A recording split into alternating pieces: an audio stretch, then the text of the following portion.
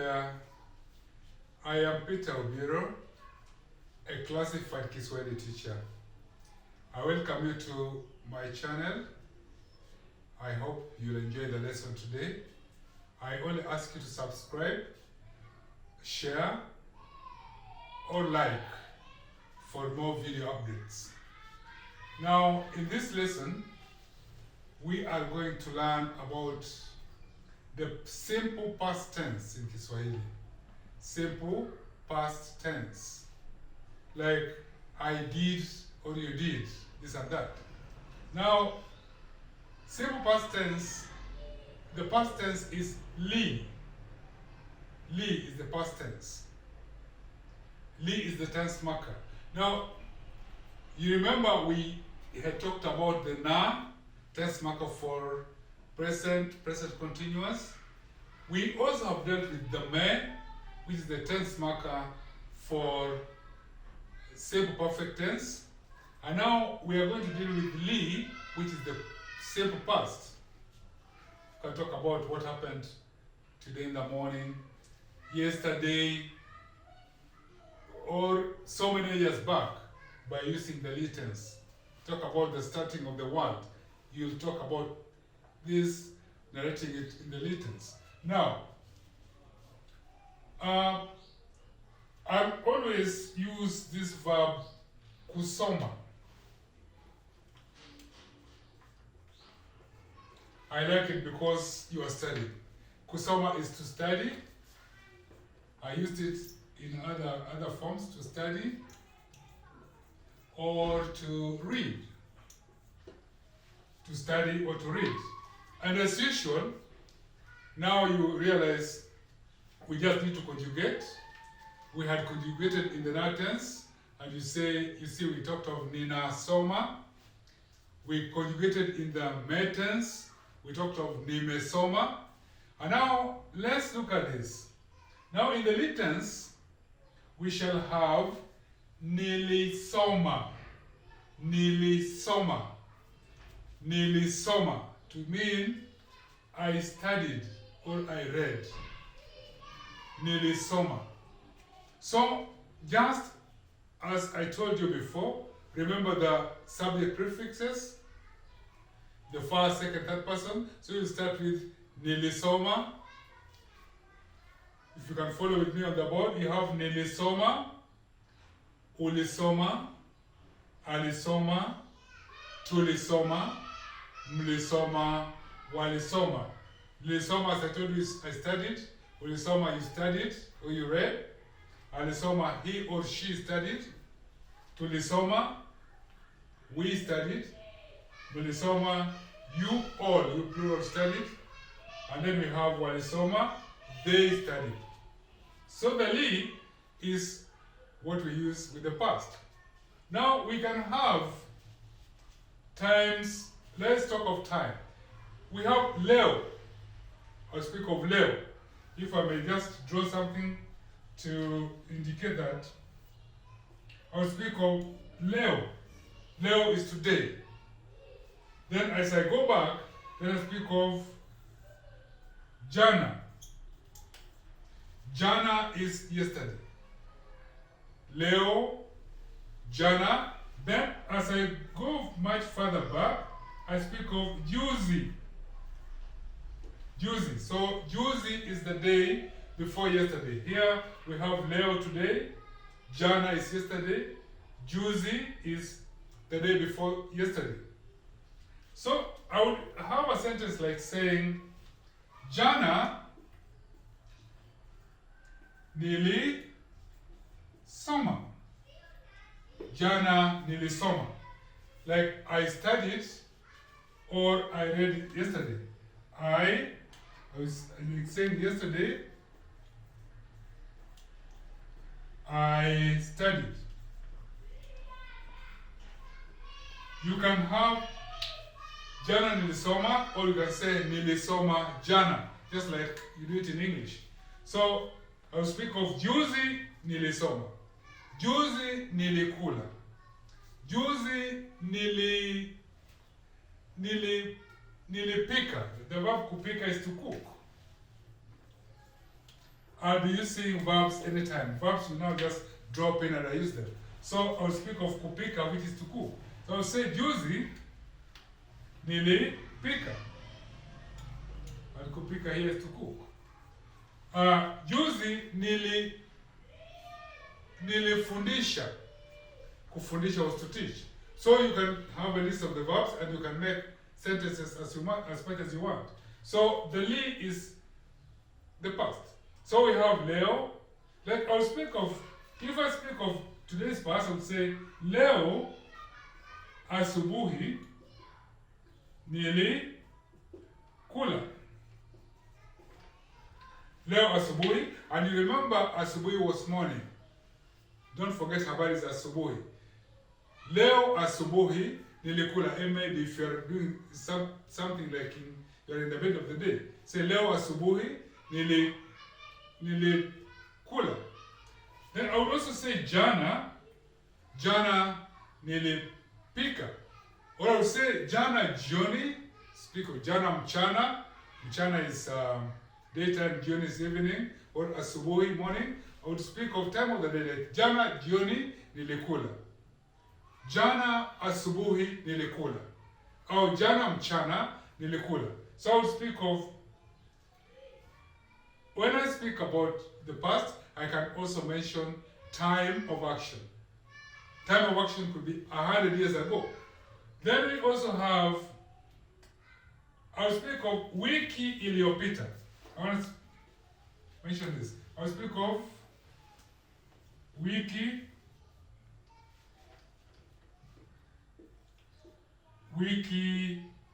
iliyopita. Iliyopita is past. And wiki is week. You know, week, like I will speak of past week, which is also like last week. It could be past week or last week. So I will say wiki iliyopita nilifundisha. Last week I taught. Wiki iliyopita nilifundisha.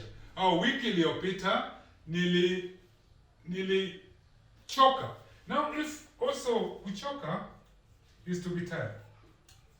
And I told you this is the verb to be. In the present tense is when you use the may tense. But you can use the past tense. You will use past tense with all other verbs. They say nilichoka, nilifurahi, nilishiba, nilitosheka. So, you know, I told you kushiba is to be satisfied. Nilishiba, kufurahi is to be happy. Nilifurahi, kuchoka is to be tired. Nilichoka. So you can use li with anything, any verb that you have. So you say wiki iliyopita nilichoka sana. Au wiki iliyopita nilifurahi sana. I would also speak of weekendi. Weekend. Weekend, this is weekend. I say weekendi. I will speak of weekend iliyopita. Weekend iliyopita nilienda Mombasa. Now the verb kwenda is to go. Kwenda. I will say weekend iliyopita nilienda Mombasa. Weekend iliyopita nilipumzika. Let me give you these verbs. Kupumzika is to rest. Rest or relax. I say weekend iliyopita nilipumzika sana. So li basically is what the tense that we use for the past in Kiswahili. Li. Nilisoma, nilipumzika, nilifanya kazi. Also you have the verb kufanya kazi somewhere. All these verbs, if you follow the past lessons, you will get them there. Kufanya kazi. So I was saying nilifanya kazi sana. Wiki iliyopita nilifanya kazi sana. Then you can speak of li, either if you're expressing yourself on so many years back. I told you can even express yourself from the start of the word. Something happened. So nilisoma, nililala. Kulala is to sleep. I have a lot of verbs that you now can see.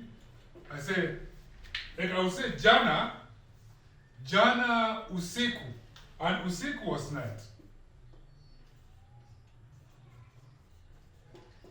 Usiku was night. I will say jana usiku nililala sana. I slept a lot. Yesterday night, I slept a lot. Jana usiku nililala sana. So, li is the positive. Now, let's come to the negative, the negation. I'm sorry, I've just really messed up my board, but let me put that.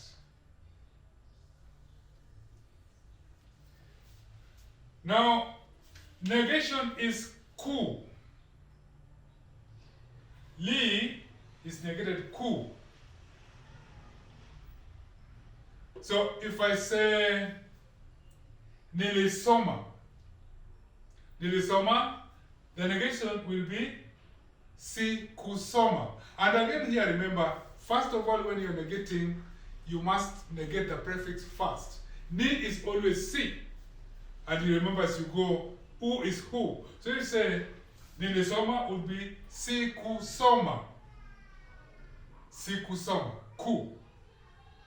Remember, don't mistake this with the ku infinitive. This is ku negation of li. Ulisoma would be hukusoma. Hukusoma. Ku. Then alisoma will be hakusoma. Hakusoma. Tulisoma will be hatukusoma. Let me just get it off.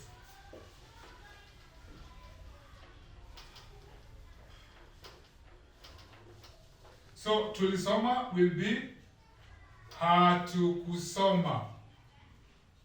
Now mlisoma then becomes hamkusoma. Mlisoma becomes hamkusoma. Walisoma then becomes hawakusoma. So nilisoma here becomes sikusoma. Ulisoma becomes hukusoma. Alisoma then becomes hakusoma. Tulisoma then becomes hatukusoma. Mlisoma then becomes hamkusoma.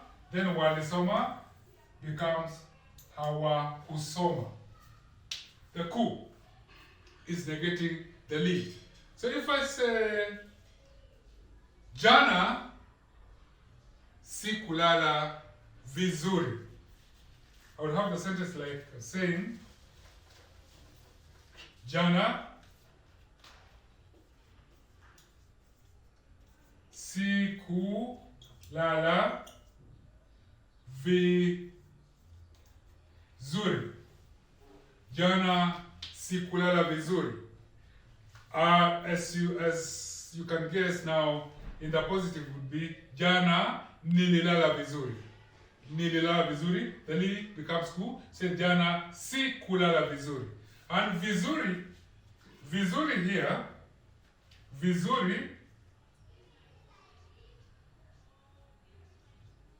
vizuri here is an adverb to mean well, or you can say goodly if something like that happens.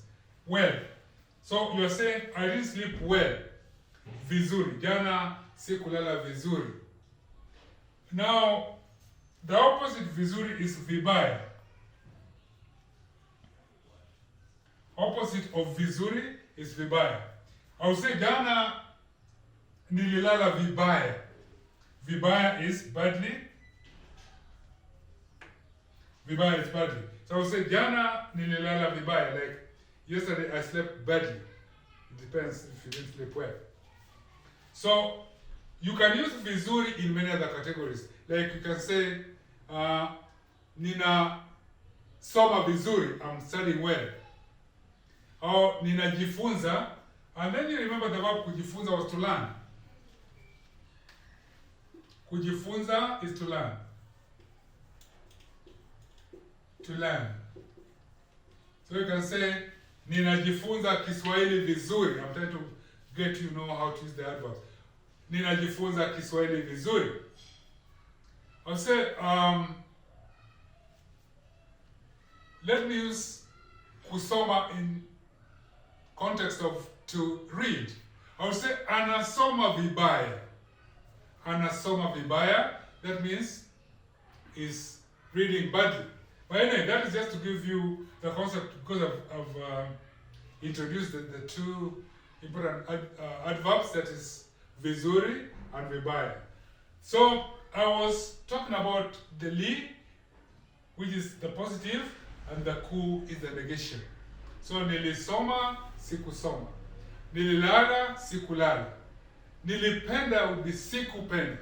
And remember, please, remember the person you're referring to, whether it is first, second, third person, just give the positive and the negation. Or talk in the negation if you refer to the negation of it, or positive if it is in the positive. So we say nilifundisha would be sikufundisha. Li is very important. So if talking about the past, use the li tense. Nilienda, nililala, nilisoma, nilifurahi, nilichoka. Li all the way. Then you come to the negation. Sikuenda, I didn't go. Sikulala, I didn't sleep. Sikupenda, I didn't like. Sikupika, I didn't cook. Li is negated ku. And remember, I'm coming back to this. You remember the negation pattern? We had the na tense, where we say ninapenda becomes sipendi. You remember the me tense? You say nimependa, then become sijapenda. Now in the li tense, you say nilipenda, then becomes sikupenda. And remember, it's only in the na tense which something, the verb changes a bit. In the other tenses now, the verb remains the same. Now, let's also look at the monosyllabic verbs. I always want not to let, I don't want to forget them, because they also form a very important part of our speech. Now, let me speak of kula. I would say nili kula. Then I would also have uli, kula, ali, kula. Tuli, kula, mli, kula, na wali, kula. So nilikula becomes si kula. Si kula. The ku there is the negation and not the infinitive. The infinitive drops. Nilikula becomes si kula, and then ulikula becomes hukula. Hukula. Then alikula becomes hakula. Alikula becomes hakula. Then tulikula will be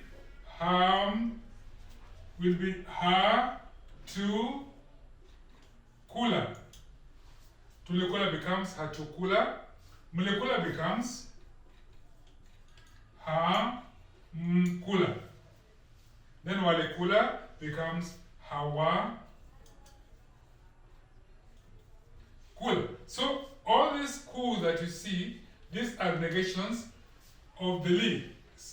Ku, they negate the li. And like I told you, the ku of the infinitive drops. Because otherwise, somebody wants to talk of si ku kula. Now we drop the ku. The ku infinitive drops. So we don't have sikukula. But we say sikula. But on the streets, as usual with language, you might find somebody saying sikukula jana. Good way is sikula jana. Sikunywa jana. Or sikuja jana. So ku in this negation drops. Ku infinitive, then we retain the ku, which is the negation. So nilikula become sikula. Nilikuja, sikuja. Nilikunywa, sikunywa.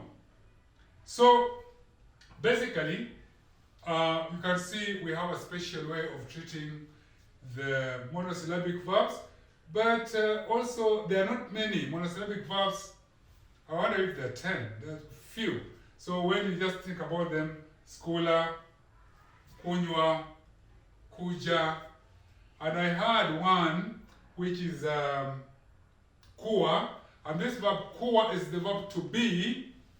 Kuwa is the verb to be. Kuwa is the verb to be, but we use it in different forms, which I'll explain later. This is all about the lead tense, both the positive and the negation. And with that, please, I hope you enjoyed the lesson.